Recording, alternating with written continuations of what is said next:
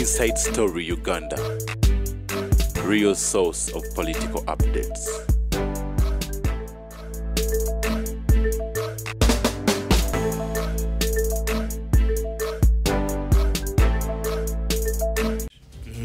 Joseph Tamale Mirundi mutano wa Yohana mutabani wa Mole Namatovu ne Yohana Mirundi yogola baku screen yo ali ku YouTube ne Facebook mumitomo lero lero tuza kwambala nkofire nze nkofira nzambala nnyo nkofira nzagala nnyo sigendera ku masoti kange era buli soti ine nkofira yayo nkofira suit nenga tezeze ifanana Utegekera kachi lero hanze bwenti bwenyamba lero fe batubuza ogenda kumbago balwa sande bwembera nzibona kwa have to buli lunaku nine suit buli lunaku yambala suit ina except on Sunday twali na kulusambala suit Saturday na Sunday ruka ate tewali ekomawo president wa America bamwe amasuti bisatu mu nkaga nako ino kwambala endala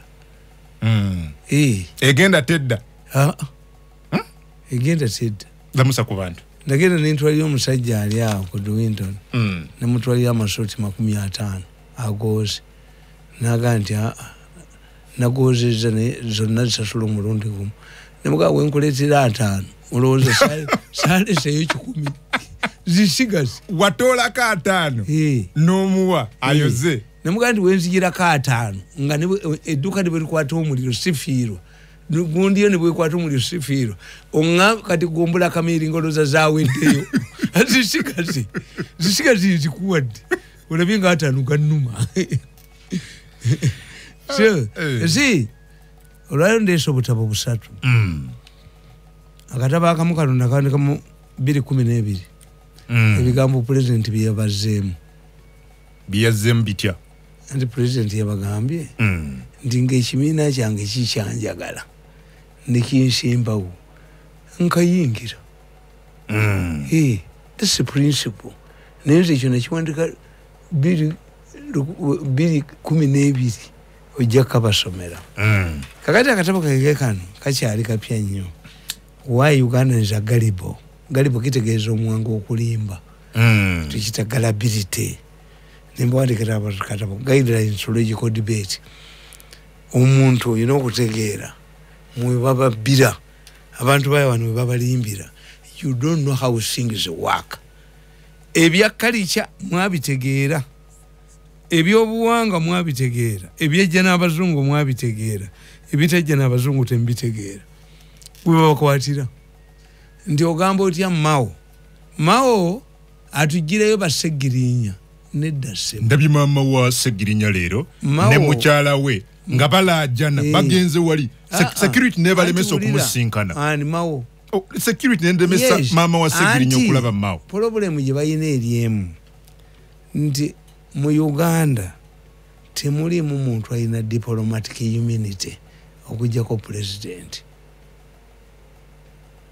omubaka wa parliament takwatibwanga agenda mu parliament oba okugibwa mu chambers za parliament ye privilege yokka gyayina ate bano be bakyezaawo nga batya abaama banjo bakwakula kakati Segirinya privileges za parliament za bwe yakozesa omusango bamulemezaako ekyobubaka bwa parliament to use it politically tikisoboka Mao kyasobola okubakulya mwenna ekibalimye okutegeera nti mwalisabye kooti omusango gwabwe guwulirwe mu bwangu expeditiously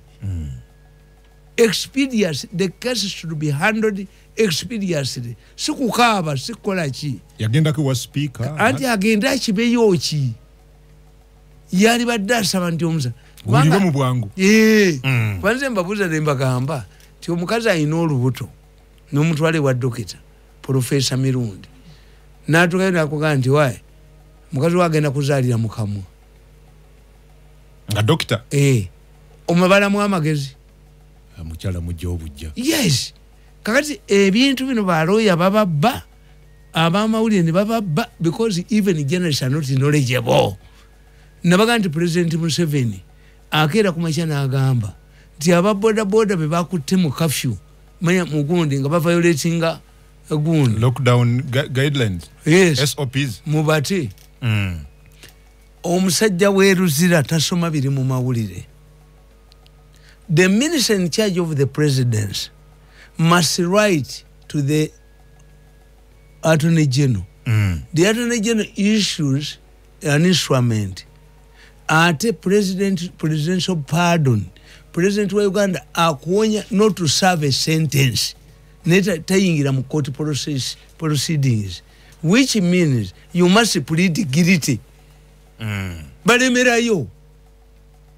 Why?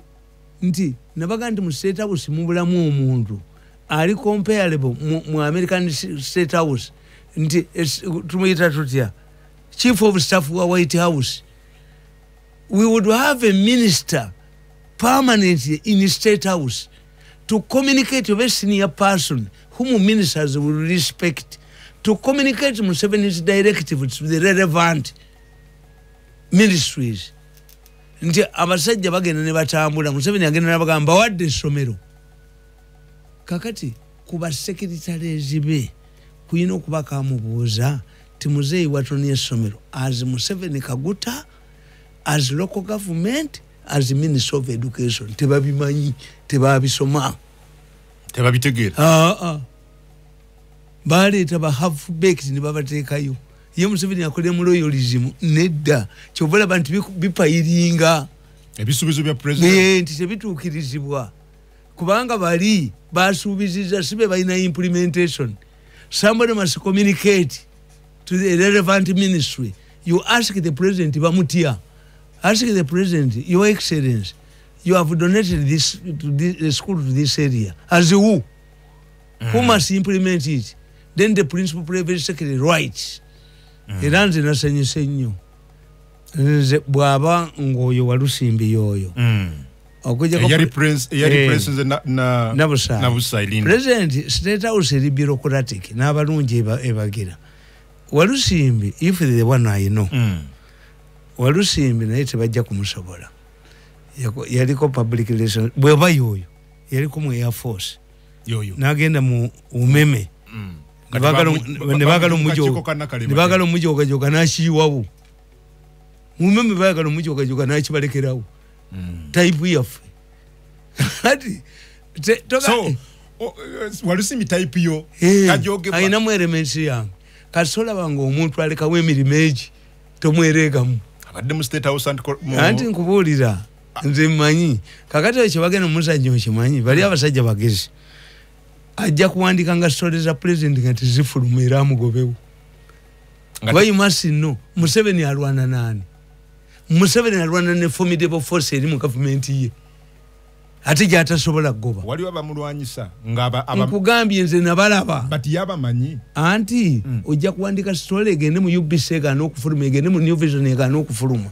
Nze olunaku lumu president yampita. Museveni is a very humble man. Nampita nangandi manyi ekifaananyi ekyo nkyagala kifulume nga bwe bakyagala nga bwe kiri. Nakebera ne mu kamera mwekiri nti mwekiri. My president okamera mu kamera. Na confirming nti mwekiri. Nakalima nakubira Kabushenga. President yangamba nti ono yayina okufuna prominent ono gwendi naye. Okukya kumacha nga bamujjeewo. Hiranga myati 6. What happened to my photo? Which one? Kyetwatuteyo. Nga Nakalima akubidde Kabushenga essimu bakijjemu. That's an allegation Mwamitamba. Nkubuulira. Oluza Nabusai badde abayina mu emirembe. So Nabusai balwanyisiza mu lwanyisa oba walabe bamwogeddeko. Kyenkubuulira. Bwe bakubanza emyezi 6 bwe bakubye Nabusai. Gwe bakuba nnyo. Ono afunye publicity yemu. Walusimbi afunye publicity yemu. Kuba Museveni balwana nabo bali mu government. Who controls the New Vision? Museveni ayina radiator mu banja. No let a minister oyo bali omunsi implicating government itiyese nebanda. No let a minister of state omukadde sebugwawo. Chovala banti ofono is the most competent communicator. naye ofeno tatula mu cabinet. You cannot speak on nekibagambanga. You cannot speak on behalf of the party nga tutula mu structures zayo. What's wrong with bring a minister of state? Minister of state or ICT nga mukadde? What's wrong with akola ki? The most powerful minister in any government is the Minister of Information. Era bo batunulya bonna banyoti bani. The most powerful minister in his government was Joseph Gobes, the Minister of Information.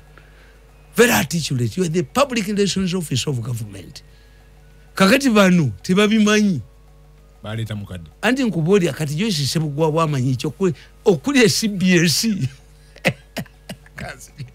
Yo mu bannansi b'eggwanga erya Kenya Batoluson ne Mawanga agaliraanye Kenya nga ne Uganda mweri olw'okuba nti ebituuka ku ggwanga erya Kenya bikosa buterevu nnyo amawanga agaliriraanye. Nabadde ndaba bannayuganda bangi abaagenze dda mu ggwanga eryo okubeera nga balondoola ebina akalulu engeri gye kanaba katambulamu. Nga nalabye abakulembeze ababiri ku oluvuganya government, veteran politician, four-time presidential contestant mwami Dr. Kiza Besigye munakibiina kya FDC gyali mwami Robert Kyagulanyi Ssentamu yavuganya ku ntebe y'obukulembeze bw'eggwanga mu January w'omwaka ogwedde akulembera kibiina kya NUP naye gyali e Kenya.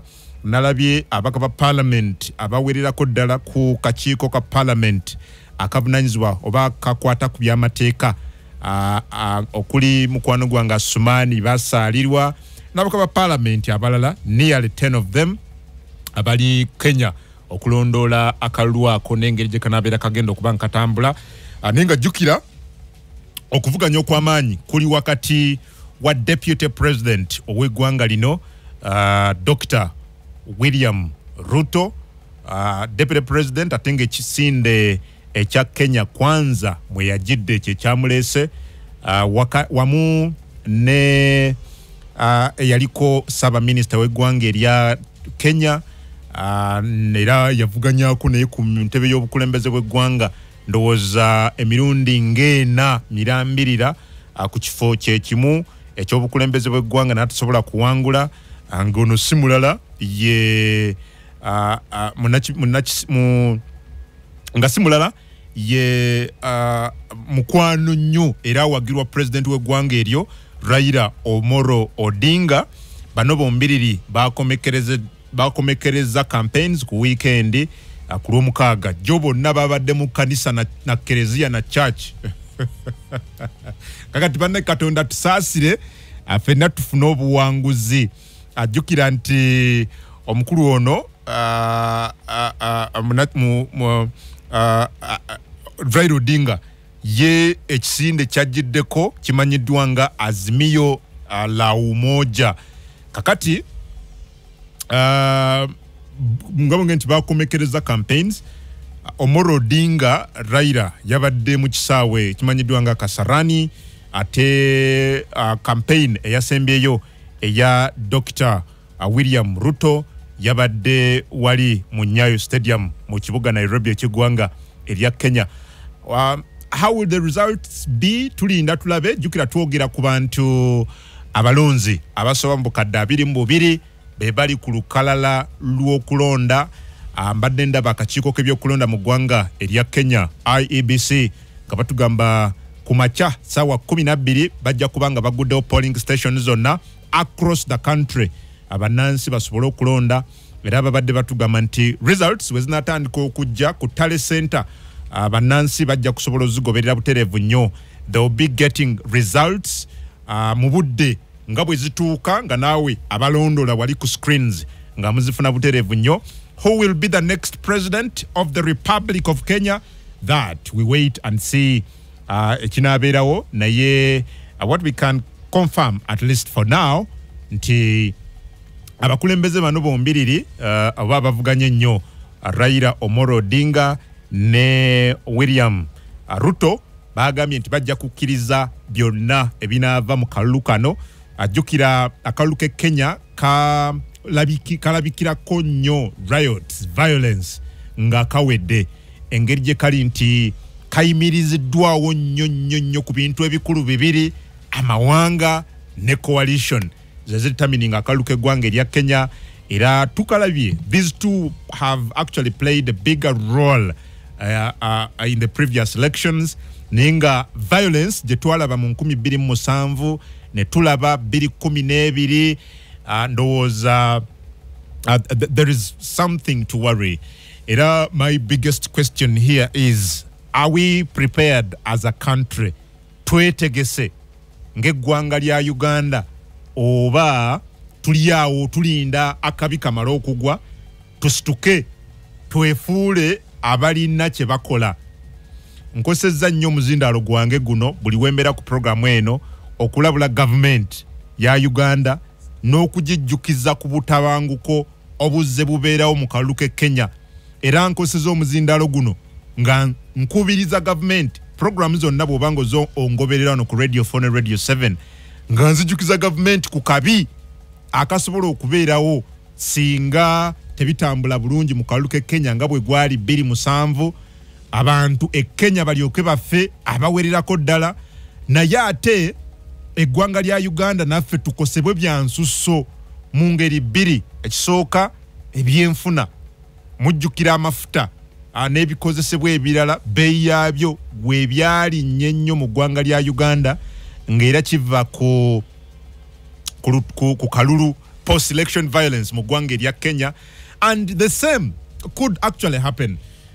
Kulwange sinaba kulabawo nnyo simanyi gwali ku Radio 4 ne Radio 7 oba oyina kyogamba nti government etaddewo kino na kino na kino okulaba nga tuyita mu mbeera singa eba ebaddewo mu ggwanga erya Kenya naye tukosa mu byenfuna. But also ensonga endala gye twakosebwamu mu kalulu ka 2007 ne other post-election riots ezibaddewo e Kenya, abe bantu abayitirivu ennyo abayingira mu ggwanga erya Uganda nga badduka ekibambulira. Olunaku olwaleero mbadde ndaba abavunaanyizibwa ku ab'ekitongole kiri ekya immigration nga batugamba nti mu nnaku ebbiri Sunday jo Saturday n'olwokutaano bye twakakuba emabega abantu abayingira eggwanga erya Kenya bannayuganda ne bannakenya omuwendo gukubisiddwamu emirundi ebiri bw'ogeraageranya n'ebiseera ebiyise. That's quite worrying. We are talking numbers ez'abannansi b'eggwanga erya Kenya ne bannansi b'eggwanga erya Uganda ababadde bawangaalira e Kenya. Omuwendo okusinziira wano ku kitongole ekya immigration ekya Uganda gutripolinze. Hundreds of Kenyans bayingidde eggwanga erya Uganda, omuwendo gwekubisiddwamu. Jukira babadde nga bayingira before ukimanyi bannansi ba Uganda bava ne bagenda Kenya, bannansi b'eggwanga erya Kenya ne bajja. That is a normal thing. Naye okusinziira wano ku mwogezi w'ekitongole ekya Directorate of Citizenship and Immigration Control wamu amanyiddwa nga Simon Peter Mundei atugambye nti omuwendo gwakubisiddwamu emirundi esatu mu nnaku 3 zokka, Sunday, Saturday ne Friday. So kino kikulaga nti already people are sensing a danger somewhere. Are we prepared as a country? How prepared are we? Where is our preparedness? Naddala nga tulabye eggwanga lya Uganda, I can authoritatively say wano ku muzindaalo gwange nti tetwetegekera bibamba, tetwetegekera njego, tetwetegekera kadde ka kazigizigi. Era kino tukirabyeko. Tulina ministry eya disaster preparedness naye ssente eziri awo ezirindiridde tezimala. Nalabye wano ekyabadde mu bitundu eby'embaale omugga bwe gwajjudde ne gwanjala ne gutta abantu, ate gavumenti n'etandika bunoonya ssente ez'okudduukirira abantu. Awo ne tuba nga tetweteekateeka kimala. Ekyokubiri, bw'obanga signals ozifunye nti wano mu kitundu kino nga Bugisu sub-region kiri prone ku mataba n'ebirala, then you must have teams ready to go and rescue people. those rescue teams must be there. Ku mawanga ageetegekera ebibamba n'enjego nga zino kino singa kyakolebwa at least mu bitundu eby'embaale. Kakati okusinzira ku ekyo already tulaba nti waliwo akabi akasobola okubeerawo mu ggwanga erya Kenya bwe tuba nga tutunulira okulonda kwe tuzze tubeera nakwo in the past kye twalaba 2007 n'ekye twalaba 2012 n'ewalala. So the risk is there. The risk is there. So singa in my view already tulaba government nga no communicating and we are prepared in case tutaddewo centers oba ebifo ku nsalo we tugenda okubeera nga tukuŋŋaanyiza bannansi ba Kenya singa in case embeera tambula bulungi ewaabwe nga basala okujja ku mulirwano ebusiya n'ewalala mu ggwanga erya Uganda. We have not had that being communicated by government. To me, ekyo kiba kiraga how unprepared we are to handle these people in case they happen. Number 2, we bajja wano bajja nga ba refugee tutaddewo emmere ne ssente ezisobola okubadduukirira nga weeziri because enkya bagenda kulonda ekinaava mu kalulu nze naawe akalulu ffenna tukimanyi kabaddemu ebbugumu ly'amaanyi nnyo bw'obanga olaba Raila Amolo Odinga abadde n'enkuyanja y'abantu bw'otunuulira William Ruto naye abadde n'enkuyanja y'abantu and normally such elections ezibeera emotive ezibeera mu feeling ng'enjogera ennaku zino bweri definitely you need to prepare as a country experiencing embeera etali nnungi before. But what have we put in place okulaba nga kino tukyeteekerateekera? Then kiri kyentandise nakyo ekya ebyenfuna okulinnya. Yes, ekyo kibaawo olw'ensonga nti embeera already first of all gye tulimu mu ggwanga lya Uganda mbi ey'ebyenfuna, inflation eri waggulu nnyo, buli kimu ku bikozesebwa mu bulamu obwa bulijjo kiri waggulu, mafuta, sukaali, sabbuuni n'ebirala. All of them ne other essential commodities cost yabyo eri waggulu. The other day nali nkugamba nti inflation kati ebulako katono okuyingira ebitundu 7 ku buli 100 and that's quite worrying bw'obanga oyina inflation rate eri waggulu bwetyo. Naye bwe tuba olwedde ng'embeera mbi, should we therefore expect the worst? I expect government to be looking into this because mbeera mbi ninga ebyamaguzi bijja naye imports zaffe zonna ezisinga ziyita Mombasa ku mwalo ne ziyita mu Kenya ne zijja. Embeera bw'ebanga it is bad now, shan't we flip to the worst in case of any violence ng'eva kaluke Kenya? Twalibadde ndowooza n'abakugu already abatunula mu kino era ne bateekawo embeera oliyinza nti gavumenti oba oliawo yeeteeseteese naye ekyo tekimala. Gavumenti bwe yeeteekateeka tugisuubira n'okucommunicatinga kubanga bw'ocommunicatinga oba opreparinga ffe abantu bannansi but also ne communities ezisobola okurecevinga abantu bano in case singa badduse ekibambulira ne bakisimattuka the communities eziba receiving nezigenda okuba hostinga ziba zirina okubeera nga ziri prepared before. I have not heard of any deliberate preparation eya government eri prepared in that line. So kati ebyo bye tulina okubeera nga tunuulira. Nze government eno nja kuginenya nnyo singa wabeerawo post election violence e Kenya ne tukosebwa bya nsusso wano. I will come on this microphone and I will condemn government kubanga omukisa guno ngukozesezza nnyo okujjukiza government n'okugisaba yeeteeketeeke. I've done this for the last 1 month.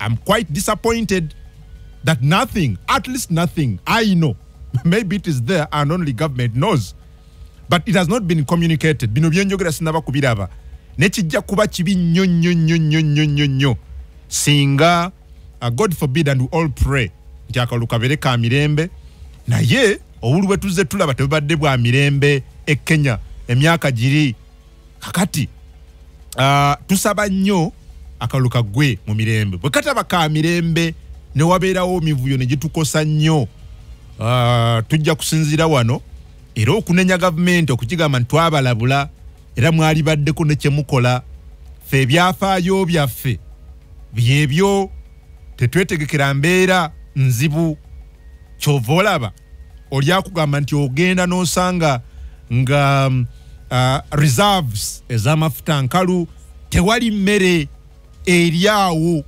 enteeketeeka okuddukirira abantu baffe mu mbeera bw'etyo ekkaramojja ne bafa nga tetulina byagi mmere eri ku standby kudduukirira abantu baayo. Those areas are prone to hunger. Yes, we know given their condition naye bwe baba nga basobola okusurvivinga well and good, but that does not deter you from preparing yourself n'emmere eri ku standby yaawo. Naye enjala eri mu kutta abantu, gavumenti nga nti bannaye tuli mu kunoonya ssente zigula mmere